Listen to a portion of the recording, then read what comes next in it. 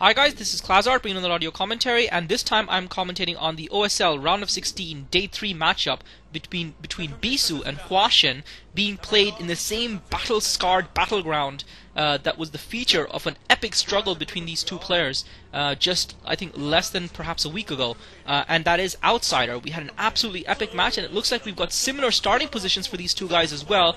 We've got Hwasin in red at the 1 o'clock position and Bisu in yellow at the 5 o'clock position, and what an epic game of StarCraft that was. And Hwasin, and I think this game is doubly important for both these players. Hwasin, having beaten Bisu once before, probably wants to do it again and just show that he is as good as anyone else, and obviously wanting to crucially to progress through to the next round, and of course winning this one game is not going to be enough to do that, but it will significantly increase his chances if he can take Bisu down here.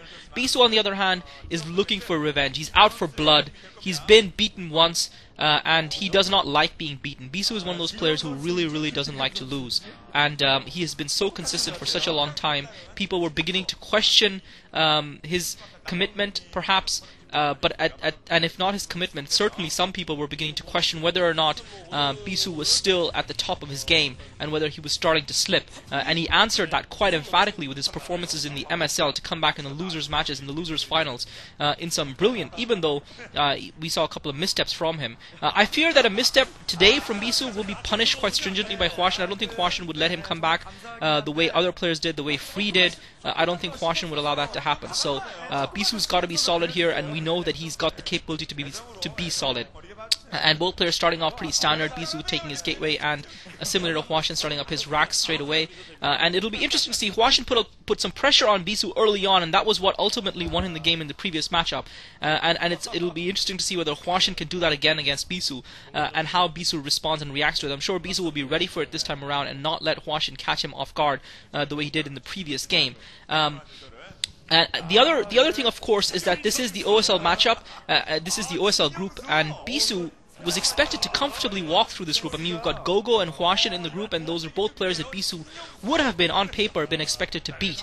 But surprisingly, Bisu went down to Gogo in another great matchup, but again, it was down to Bisu's insistence of trying to use DTs and trying to do a DT rush on the ground, and it just didn't pay off for him. Bisu now sending his drone to scout, Hwasin sending his SCV to scout, both players scouting in the right direction, and their scouting units crossing paths, so I'm sure both players know that this is almost a mirror matchup of what we saw previously.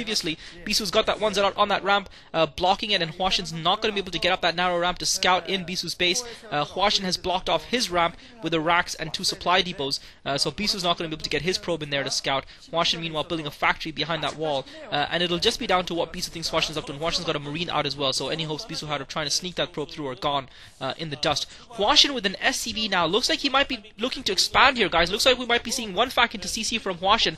Hwasin with his SCV positioned at that 3 o'clock min-only expo, and it'll be interesting to see if Hwasin does this. I mean, he won the last game by putting pressure. He is going for a second factory, so I don't think he's going to expand there. Perhaps it was just a scout to make sure that Bisu wasn't trying to sneak a probe through that mineral line somehow and try and get a proxy building going there behind there. But Hwasin is putting that second factory down, so we are going to be seeing some pressure from Hwasin early on at Bisu, and I think that's the right way to go for Hwasin against Bisu.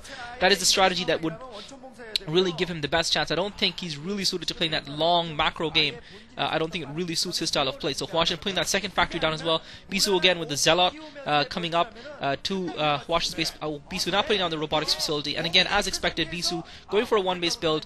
And I think this is good for Bisu. I think this is just a standard game. I think Bisu is the kind of player that can be very effective with his Reaper Harass. We all know how amazing he is at multitasking, putting pressure on the Terran opponent. And it'll be interesting to see how Hwasin defends against this. Hwasin just floating over his second factory to put that machine shop down. So Hwasin with dual factories and dual machine shops straight away. And we can be seeing some sort of a timing push from Hwasin here, and I think the good thing about Hwasin's build is that it puts him in a very good position to defend against Bisu's build, because if Hwasin had gone for the one fac into CC expansion, that is the build that I feel is the most vulnerable to the sort of build that Bisu is going for, whereas this sort of build gives Hwasin a lot more forces on the ground, but obviously it also gives Bisu the kind of forces that he needs to defend against it. So it is going to be interesting. It's going to be down down to who has the better control, who has a better sense of what the other player is doing, and who is able to combat it better. Hwasin's now got that first siege tank out behind his defenses. Both players playing slightly blind at the moment. Bisu's going to be the first player to take his expansion down. I think Hwasin's probably starting his mineral only as well, it looks like.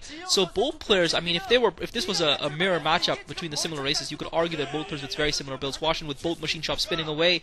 I'm guessing that will be Vulture Speed and Spider Mines, although he hasn't produced any Vultures as yet, so we could very well be seeing Siege mode being researched by Hwasin as well. I wouldn't be surprised if that's exactly what he was doing. Bisu with just the 1 Zealot and the 3 goons. Hwasin sending out an SCV first ahead of his forces, and now he's sending a siege tank and a marines, and he's cleverly put the second siege tank a little bit behind his initial force, and he is getting vultures out now, so I would guess Vulture Speed and Spider Mines will be coming out from Hwasin, and they can be critical because not only for preventing the Protoss player from rushing back up the map if they defeat your initial push, but also in order to circle around those Dragoons and trap them.